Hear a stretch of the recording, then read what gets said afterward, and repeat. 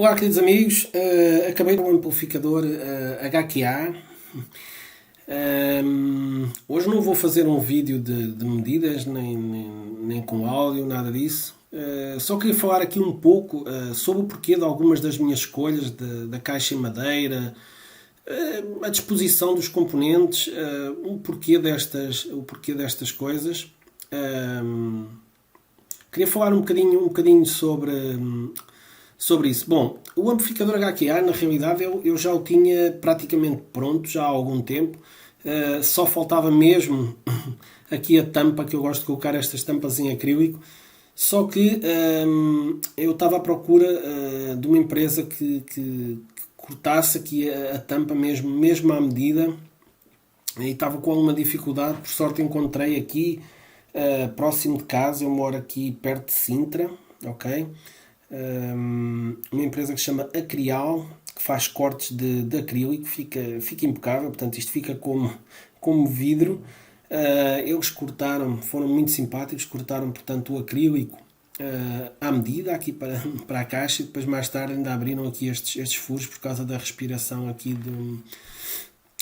do amplificador. Portanto, o amplificador tem aqui uns furos aqui por baixo. Este dissipador, na realidade, ele não está totalmente encostado ao fundo da caixa, ele está afastado para que possa respirar.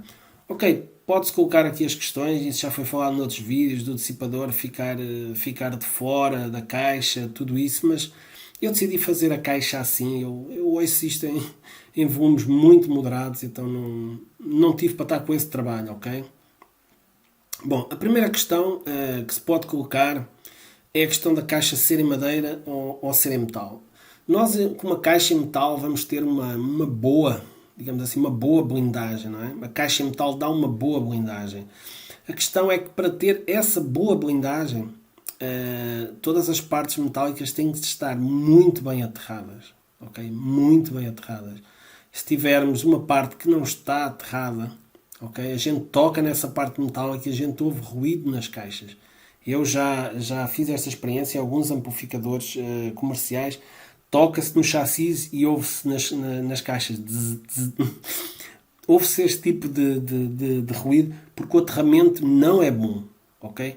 Caixa metálica, sim, mas nós precisamos de um aterramento muito bom. Depois há uma questão que é, ok, a caixa metálica não deixa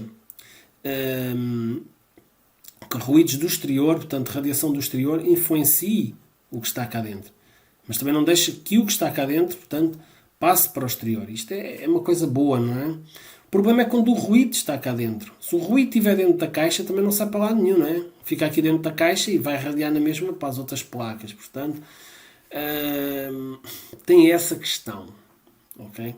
Caixa metálica é bom, mas é preciso estar muito bem aterrada. Depois tem outra questão que é os loops de massa. É muito fácil numa caixa metálica fazer um loop de massa entre uma ficha RCA. As fichas RCA por vezes apertam no chassis e os terminais de saída também, e facilmente se faz um loop. Se não tivermos cuidado, faz-se um loop, ou até com outra ligação que existe ao chassi, pode-se fazer um loop terra e isso vai dar uma ruideira descomunal. Portanto, tem essas questões também. Ainda há outra questão, outro problema que pode surgir da caixa de metal, que é os transformadores. Eu tenho aqui 2 transformadores toroidais. Os transformadores por vezes têm muita dispersão, okay? Têm fugas, há campo que se fecha pelo ar, e se tiver metal vai induzir correntes nesse metal, okay? Por isso às vezes vê-se as caixas com a tinta queimada da corrente que passou ali e gerou calor. Também tem esse problema. Há o perigo também de fazer uma espira em curto-circuito no transformador. Bem, há uma série de questões. Agora, se me perguntarem assim, aqui neste amplificador eu gostava de ter algumas partes blindadas? Sim, claro que sim. Por exemplo, aqui o pré, gostava de ter o pré aqui dentro de uma caixinha. Okay? Eu desenvolvi agora há pouco tempo um pré, de fazer aí um pré mais pequenininho, hei de fazer aí um vídeo, entretanto, dentro de uma caixinha, todo blindado, não é? Porque, ok, quais é que são os circuitos sensíveis aqui à radiação que possa existir? É o pré, não é? O pré é onde temos mais impedâncias mais elevadas e mais facilmente, ao termos um acoplamento com a rede, mais facilmente capta ruídos. Aqui neste pré, uma das coisas que eu quis fazer foi colocar as fichas diretamente no pré, para não haver cabos. Estas fichas foi o amigo Ivan Fiorino que me as ofereceu. Um abraço para o amigo Ivan Fiorino, do canal IFJ Tubos. Ele agora está até a fazer uma série muito interessante sobre montagem em gabinetes. Aconselho as pessoas, portanto é mais do ponto de vista para quem está a começar, mas muitas dicas importantes. Sigam o canal do amigo Ivan Fiorino, um grande amigo, tem colaborado aqui comigo em alguns projetos. Temos feito algumas coisas interessantes. Ok, o pré é a parte sensível, digamos assim. O pré, sim, convinha aqui ser blindado. Os amplificadores já estão em baixa impedância, não há aqui grande problema nos amplificadores. Que parte é que eu gostava de blindar mais? Os transformadores, porque os transformadores são a fonte que vai gerar aqui o ruído de 50 Hz que nós ouvimos nas caixas e vemos no analisador de espectro, não é? Se esses transformadores ficassem dentro de uma caixa metálica, seria muito bom. Preciso ter algum cuidado para não fazer aqui uma aspira em curto-circuito, portanto era preciso usar aqui uma anilha de isolamento, como nos transistores, ok? E ficaria muito bom. Isso é uma das coisas que eu ainda poderia fazer neste amplificador, seria blindar aqui o pré e blindar os trafos, os transformadores. Uma coisa muito importante, devido ao ruído, portanto, que os transformadores vão gerar, o pré deve ficar o máximo possível afastado dos transformadores. Meter o pré aqui em cima é um erro, ok? Está aqui o potenciómetro, meter aqui o pré, isto é meio caminho andado, a não ser que esteja muito bem blindado, mas depois os sinais têm que ir... Isto tem que ser pensado, ok? O pré tem que ficar próximo dos amplificadores, ok? Tem que ficar próximo,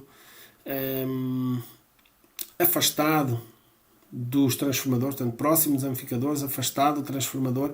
Esta foi a disposição que eu arranjei. O que é que eu poderia mudar ainda neste amplificador?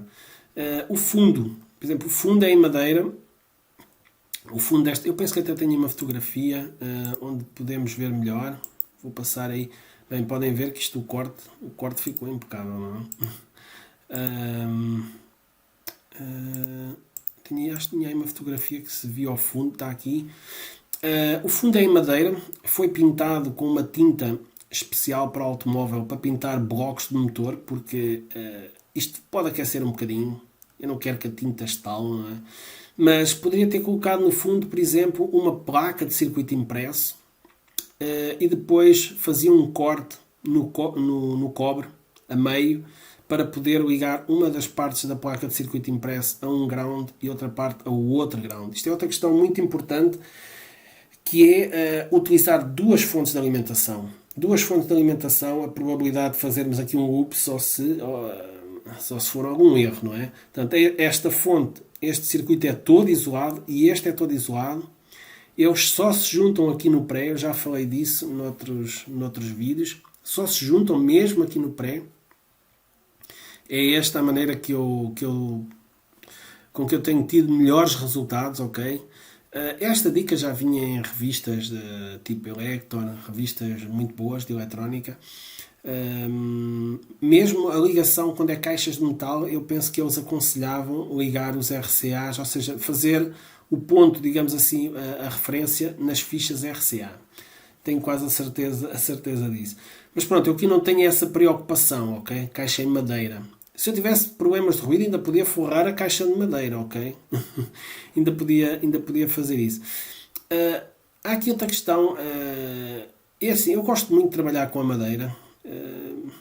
Alivia o stress. Depois vou procurar a madeira, um tipo de madeira diferente. Este caso aqui é uma madeira de castanho, que é uma madeira muito bonita. Mais resistente que o pinho. Muito fácil de trabalhar. Também tem essa parte, não é? Gostamos de fazer e que seja assim. Não digo que não venha a fazer um gabinete em alumínio ou metal para experimentar, mas eu estou com muito pouco ruído neste amplificador, ok? Poderia blindar esta parte aqui, os cabos de 220 que vêm lá de baixo até aqui à frente podiam ser blindados também. O pré também podia ser blindado. mas a caixa pode ser em madeira, não tem qualquer tipo de problema, ok? E pronto, basicamente é isto. Esta é a plaquinha Soft Start, é uma placa, portanto, para o amplificador arrancar de modo suave. Coloca estas resistências em série com o amplificador para ele arrancar com uma corrente reduzida, ok? Depois são curto-circuitadas. Esta placa também tem aqui alguns filtros que geram alimentação para o pré, vai já em DC, já para não dar o AC. Não é boa ideia ter fios AC dentro do amplificador a circular. Por exemplo, estes cabos que vão dos transformadores para os retificadores, há correntes muito fortes aqui. Isto é uma carga fortemente não linear, ok? Eu coloquei aqui umas resistências para limitar esses picos de corrente. Tem aqui uns indutores só para ruídos de alta frequência, mas a corrente deste retificador são picos de corrente. Isto é altamente não linear, gera uma ruideira enorme na rede. Eu não estou a dizer isto para dizer que as fontes chaveadas ou comutadas são melhores. Não.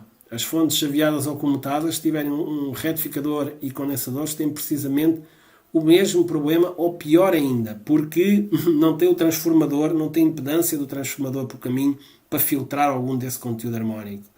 Eu, se quisesse colocar aqui um filtro para filtrar algumas componentes harmónicas, seria um filtro 2 a 3 kg aqui dentro, ok?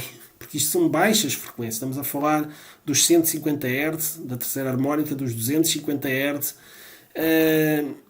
portanto é complicado. Fontes que têm correntes mais reduzidas são fontes eletrónicas, que são chaveadas na realidade. Tem uma bobina na entrada, portanto, tem um comportamento de fonte corrente na entrada.